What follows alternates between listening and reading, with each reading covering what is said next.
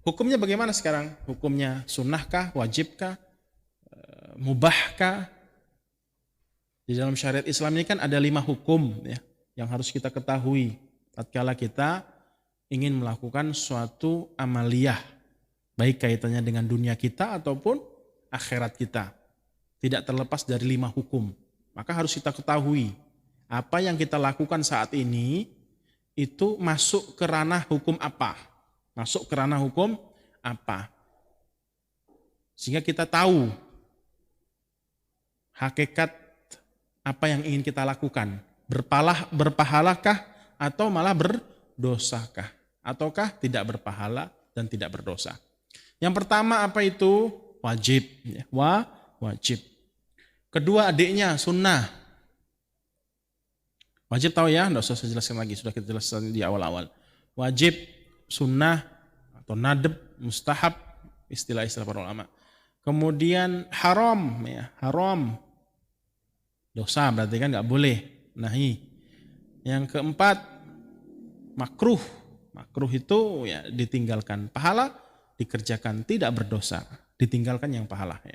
Dikerjakan tidak berdosa. Yang terakhir yang kelima, mubah, boleh.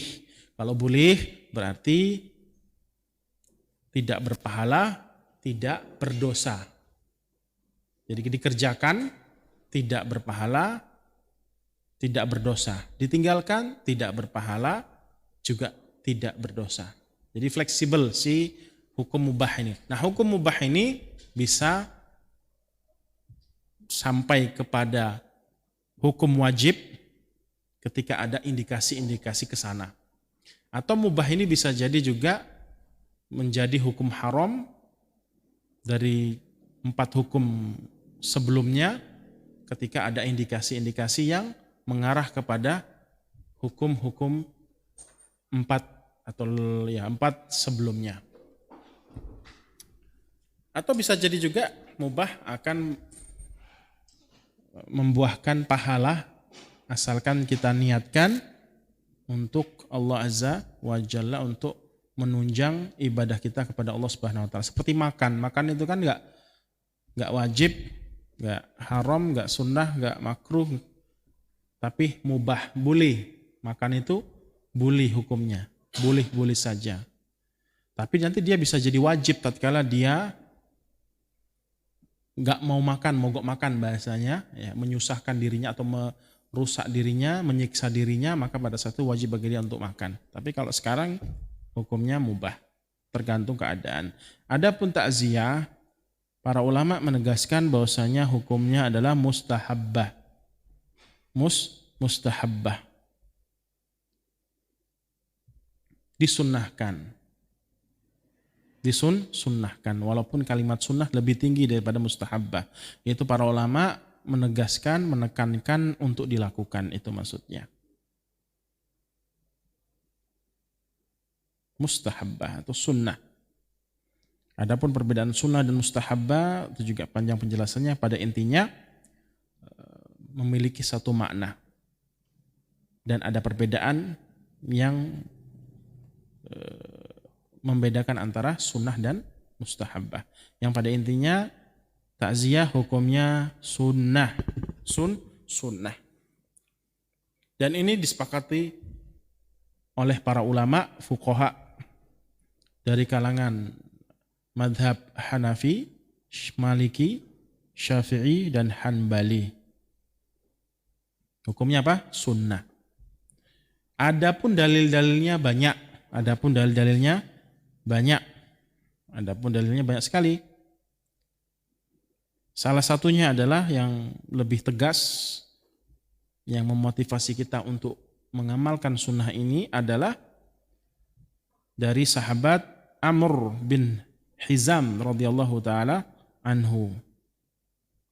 Amr bin Hazm, hadis sahih, dihasankan oleh Syekh Al-Albani, diterima hadisnya, diriwayatkan Ibnu Majah, Tabrani, Baihaqi, dan yang lainnya.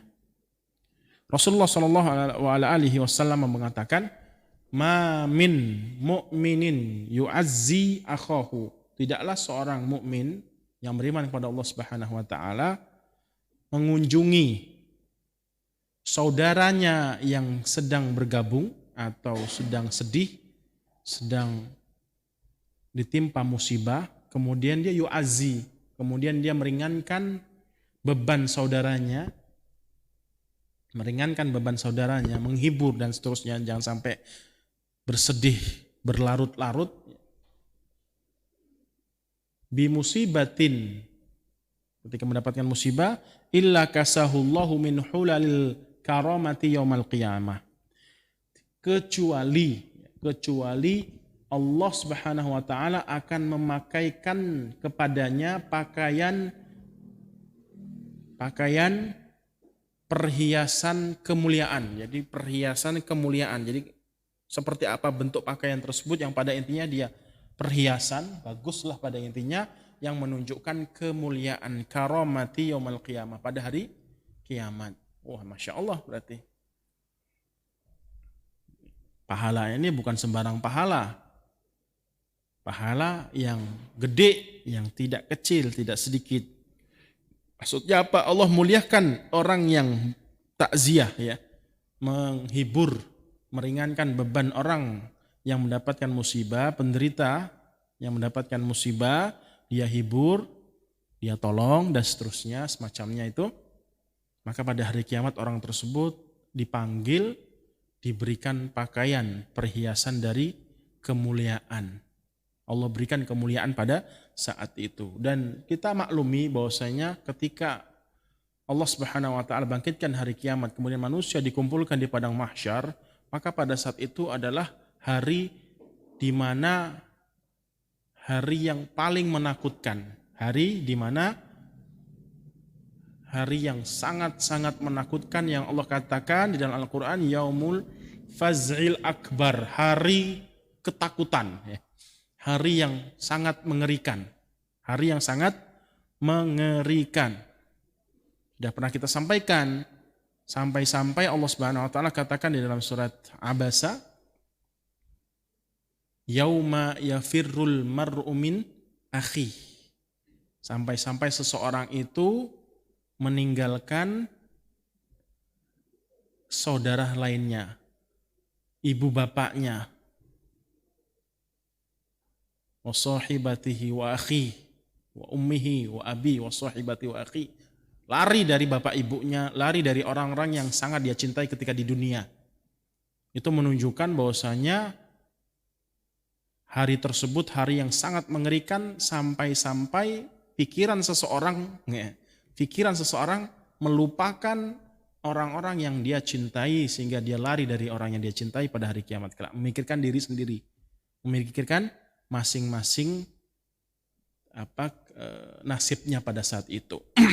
Itu menunjukkan sangat mengerikan. Nah, ketika di mana hari itu sangat mengerikan, betul-betul menakutkan, nah ada yang dimuliakan, ada yang dipuji, ada yang ditolong, ada yang Allah angkat derajatnya.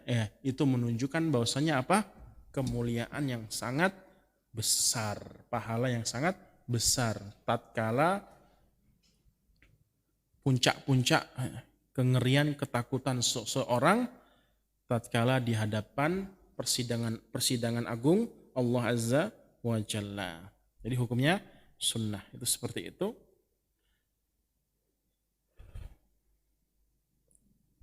Hukumnya apa? Sunnah, dan hadisnya sudah kita bacakan, keutamaan orang yang takziah. Langsung saja kita bacakan kalimat per kalimat dari pengarang kitab ini, yaitu Al-Wijazah fi Tajhizi Al-Janazah, karya Syekh Abdurrahman Al-Jibrin. Kata beliau langsung saja, beliau menegaskan tatkala menyampaikan poin tentang at-ta'ziyah. At-ta'ziyah. Sanian al-uzza. Amakinu ta'ziyah. Qala musannifu rahimallahu azza wa jal, menjelaskan, beliau mengatakan bahwasanya tempat-tempat takziah, waktu maksudnya. Kapan, ya? Kapan takziah itu dimulai? Apakah setelah dimakamkan atau bagaimana? Wa yabda'u al-uzza'u atau al-aza'u min sa'atil wafati hatta tansa al-musibata indal musabi. yaitu takziah dimulai tatkala awal kematian seseorang. Awal kematian berarti belum dimakamkan. Gitu. Belum diapa-apain, meninggal dunia. Nah pada saat itulah disyariatkan takziah. Min sa'atil wafah hatta tunsal musibah. Sampai musibah tersebut hilang. Maksudnya orang yang menderita, orang yang mendapatkan musibah tersebut lupa akan pahitnya musibah tersebut. Hatta tunsal musibatu indal musabi. Jadi awal mulanya kapan? Awal mulanya itu ketika kematian seseorang. Mulai dari kematian seseorang, di detik-detik pertama kematian seseorang, pada saat itulah disunahkan takziah. Akhirnya kapan? Sampai kapan? Waktu terakhirnya kapan? Endingnya kapan takziah itu disunahkan? Yaitu hatta tunsal musab atau musibah. Sampai rasa sedih, rasa pahit hilang dari orang-orang yang mendapatkan musibah. Sampai hilang. Kalau sampai sebulan pihak keluarga si mayit masih aja sedih, meratap, mengurung diri, murung, dan seterusnya menunjukkan kesedihan mereka, walaupun sampai sebulan, sampai 2 bulan, sampai setahun, pada saat itulah sunnah takziah tetap diterapkan, bisa diterapkan. Jadi sesuai dengan makna takziah itu sendiri, meringankan beban sakit sedih bagi penderitanya, yaitu para musab, yaitu orang-orang yang mendapatkan musibah. Karena maknanya itu mengurangi, kalau nggak berkurang terus saja sampai kesedihan itu hilang di keluarga tersebut, di keluarga si mayit yang ditinggal. Sampai hilang. Jadi nggak ada batasan sampai kapan. Berapa hari, berapa bulan, 2 bulan, nggak ada batasan. Yang pada intinya kalau sudah nggak sedih lagi, biasa, normal, sudah habis dah waktu, sunnah takziah. Ya, habis waktu sudah.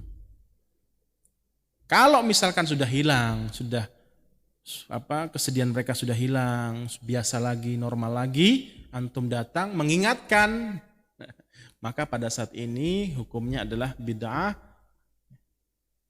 Bid'ah justru malah kebalikannya, bukan takziah, malah membebani, mengingatkan keluarga si mayit, mengingatkan kembali dari kepada keluarga si mayit akan kesedihan mereka tatkala ditinggal orang-orang yang meninggal. Jadi kehadiran kita ke rumah mereka, ke seseorang tersebut, padahal kesedihan sudah hilang dan kita niatkan takziah, kita niatnya takziah, padahal kesedihan sudah hilang, kemudian kita ingatkan kembali orang yang meninggal tadi, keluarganya yang meninggal tadi, kita ingatkan, walaupun bahasa kita itu bahasa menghibur, memberikan motivasi sabar dan seterusnya, padahal sudah hilang rasa sakit, rasa sedih, maka pada saat itu kita telah membebani mereka, menyusahkan mereka, mengingatkan kembali kepada mereka sesuatu yang sedih tatkala ditinggal keluarganya yang meninggal dunia.